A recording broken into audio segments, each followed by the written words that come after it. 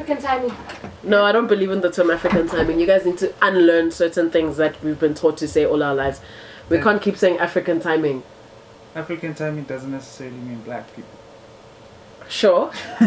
But what we mean is that it's okay to be late. It's not. Doesn't matter if you're black, white, pink, or blue. African timing is just a word that needs to be taken out of the Urban Dictionary, amongst other things. Okay, let's start. CliffCentral.com. We're going to cry, laugh, and love. And we're going to do it together. The Life with Lebang podcast. And just like that, we are on the line. We are online. Welcome to Life with Lebang, a place where we unpack life, a place where we share, a place where we discuss real things. You know, the things that people are generally scared to talk about? Well, this is the place where we do that. Thank you for lending me your ear. For the next couple of moments, we will be sharing, we will be observing life things and just seeing what's what, who's in the zoo, where, why, and who go. My name is Lebang Kgosana, and I'm not alone. I am in studio with my fantastic team, as always. And we are just going to do great things. So I'm quite excited today. There's a couple of things on my mind that I just want to share and let out. You know that saying that if there's something inside of you, just let it out.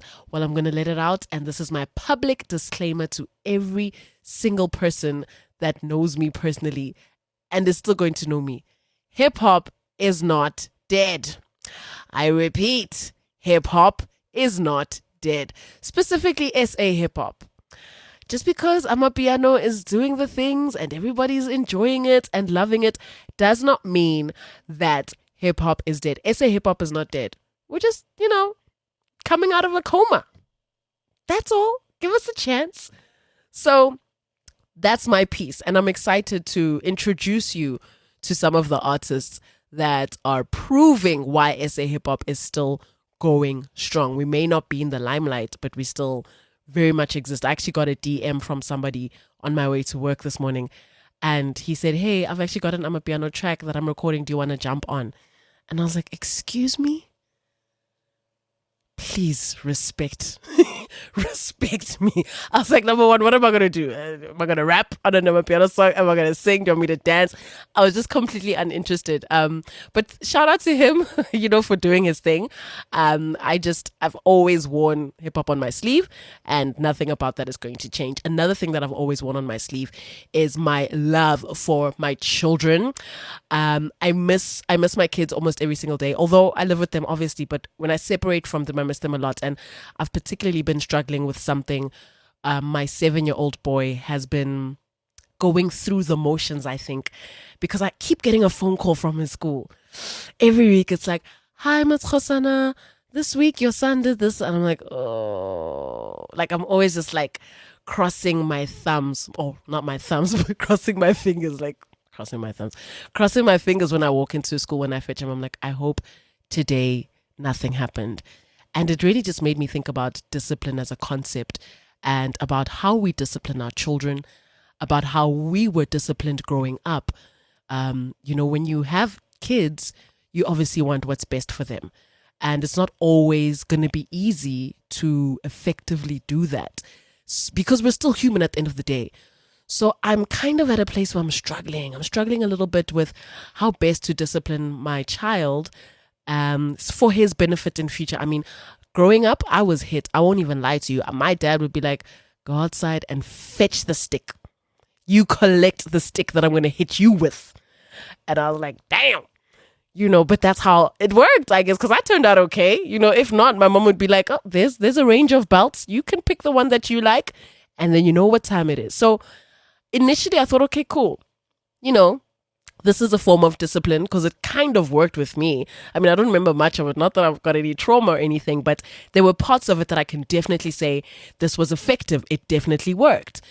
But I don't know if I can really bring myself to hitting my child in the sense of like, you've upset me and now I'm going to smack you to try and inflict some sort of pain so you can step. I don't know. So I'm trying different methods. I'm trying different things. I implemented something called a reward chart, which has been cool, So for every bad thing that he does, he doesn't get a star. If he does something good, he gets a star. And after maybe 10 stars, then he'll get like an actual reward. And it didn't last long. I kid you not, it lasted maybe about a week. It just wasn't connecting. And so my partner was like, look, there's a reason why we turned out okay. Let's just try, we'll start slow. And my technical producer, Aaron, is just making me laugh right now. He's doing that, what's it called? That bit. I wish I could explain what this thing, like when you snap your fingers together, that's that's keketupa, the beating that most of us went through growing up. So we tried that, and it started slowly, just push him over on the bottom, twa a little bit, and like most things, it just didn't work. Like, so I'm caught in between, somewhat of a rock and a hard place. And obviously, because of the world that we live in, we like to we want to get advice from other people who came before us. I mean, I asked my mom, help me out here. How can I best discipline my son? And she was just like, try timeout. I was like, good idea. And I tried timeout, and you can guess that it obviously did not work. So I do need some help. And I am reaching out to you. If you have kids, if you can share with me some ways that I can discipline my kids effectively, that could work. I'm willing to try anything. If you don't have kids, but you've seen how other people discipline their kids, let me know.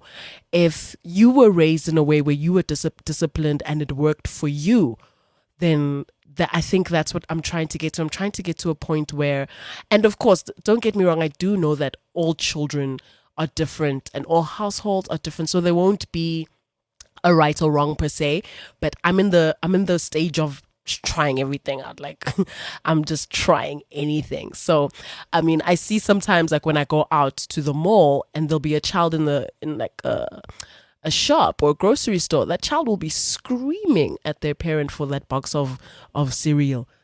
And I just look at them like, hey, I would never let my child scream in the middle of the store. And it's not like, that scream where it's like, oh, Shem, wanabat. No, this is like tantrum, rolling on the floor. Ugh, you can just see this child is chaotic. And the poor parent just doesn't know what to do.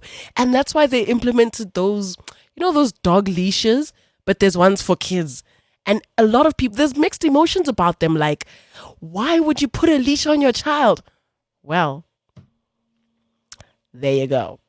There's just some situations where you're like, I know my kid and I love my kid so much, but for the safety of everybody that's about to encounter my kid, let me put on this leash. And I see the benefits in that leash though as well.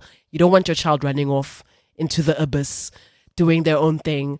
When you guys are out there in public, you want to be able to see where your child is. Sometimes the hand is not enough. Some kids are just very energetic.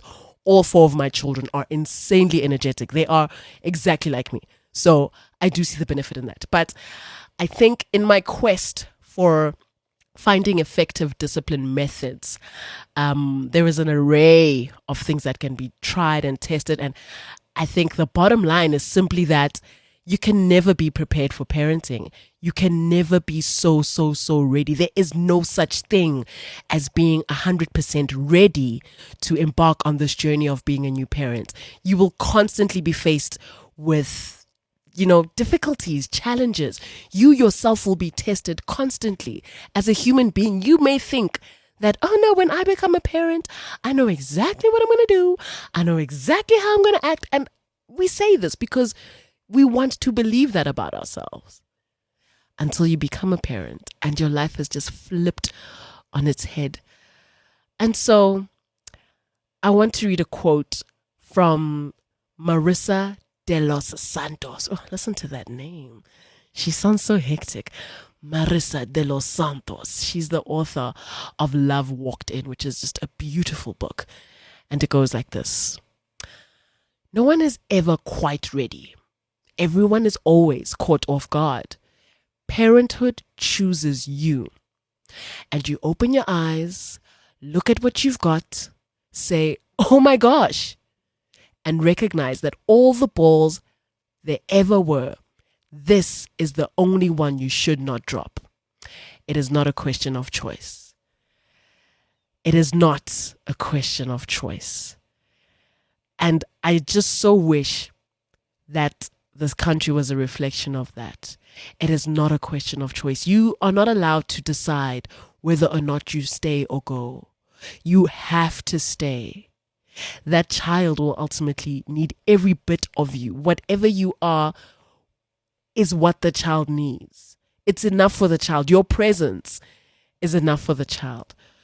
So on this ongoing journey that parenthood is, I just wish today that we can look into it and reflect, decide, and let it be what it needs to be. You know, take it as it comes. I have a friend who's so dear to me, so very dear to me, whomst I love, I adore, but he's not ready to be a father. Although that's not his choice because he's got a baby on the way. And so it's my responsibility to encourage him and just let him know that, hey, you can do this. You will be okay.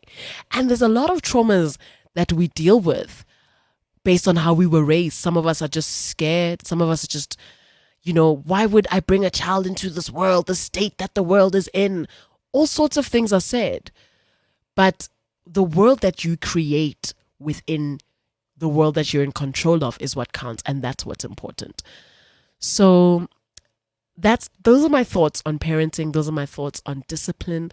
So next time you're in the mall and you see Susie from down the street and she's walking, holding little Josh, who's 2 years old, and little Josh is on the floor painting the floor with his white t-shirt, and Susie doesn't know what to do because Josh is screaming with his hands in the air, and Josh has just spilt all the yogurts in the aisle on the floor and he's rolling his whole body in the yogurts, and Susie just doesn't know what to do. Just take a moment to feel for her. It gets very difficult and it gets trying, but the nice part is knowing that Susie will be able to pick Josh up, take that shirt off, shake him out of it, and he'll be okay. He'll grow out of it. And all kids have phases. So I guess I'm speaking to myself as well when I say he'll be okay. I know that this afternoon when I go and fetch my son from school, he will be okay. It's just a phase. And like life is, we all have phases. Phases come and go, we get out of them. And so I encourage you today to get out of that phase, whatever phase you may feel you're stuck in, whatever rut you may feel you're stuck in, you'll get out of it. Just shake it off. Shake it off and know that tomorrow is just a day away. It's Life with Lebang. CliffCentral.com. We're going to cry, laugh, and love. And we're going to do it together. The Life with Lebang podcast.